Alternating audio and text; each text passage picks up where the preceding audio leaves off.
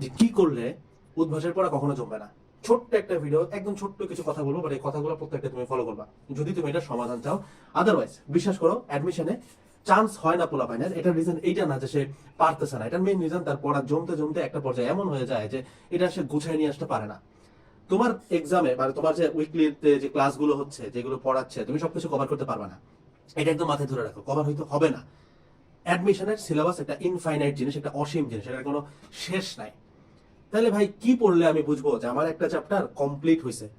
এটা বোঝার একটা সিম্পল ওয়ে হইতেছে, তোমার ক্লাস হওয়ার আগে পরে যখন টাইম পাও তোমাকে কোশ্চেন ব্যাংকের উপরে ভালো দখল রাখতে হবে।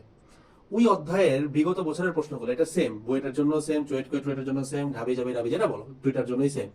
কোশ্চেন ব্যাংকটা আলাদা, বইটার জন্য ইঞ্জিনিয়ারিং প্রশ্ন ব্যাংক, আর ভার্সিটি সিরিয়ালটার জন্য ভার্সিটি ক প্রশ্ন ব্যাংক।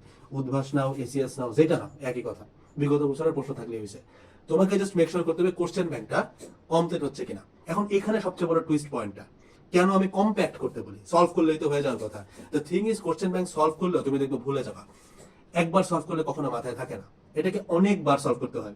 এবং জিনিসটা এরকম চিন্তা করো না যে পরীক্ষার আগের এক মাসে তুমি 10 বার সলভ করে ফেলাবা কোশ্চেন ব্যাংক, এখন তুমি একবার করে দেখে যাবা। এই ঘটনা জীবনে করবে না। এই কথা তোমার আগে আরো হাজার হাজার লাখ লাখ পোলাবান ভাবছে, ওরা এটা করতে পারে না দেখে অ্যাডমিশনে এত কম মানুষ চান্স পায়। সিট কম, এটা একটা রিজন, বাট তাহলে ঢাবিতে ফেল করে কেন ভাই? দ্যাটস দ্য রিজন আর কি। তাহলে এখন আমি কি করবো?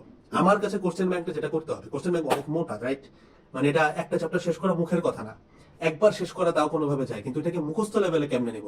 এই ক্ষেত্রে তোমাকে বুঝতে হবে কোন কোশ্চেনগুলোর একটা পিক করলে বাকি 10টা হয়ে যায়, এবং ওই একটা আমি তাহলে 10 বার করবো।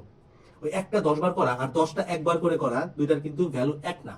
10টা একবার করতে যে সময় লাগবে, একটা ম্যাথ 10 বার করতে একই সময়ই লাগবে, কিন্তু দুইটার প্রভাব আকাশ পাতাল।